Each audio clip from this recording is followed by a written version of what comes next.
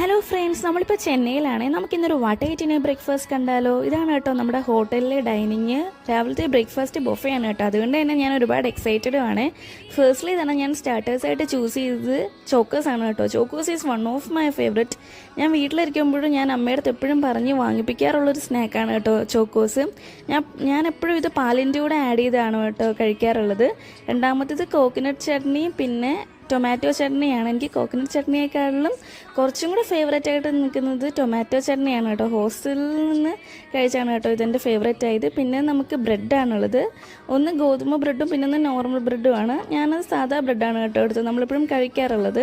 പിന്നെ അതിൻ്റെ കൂടെ സൈഡായിട്ട് ബട്ടറും ഉണ്ടായിരുന്നു, പിന്നെ ജാമും ഉണ്ടായിരുന്നു.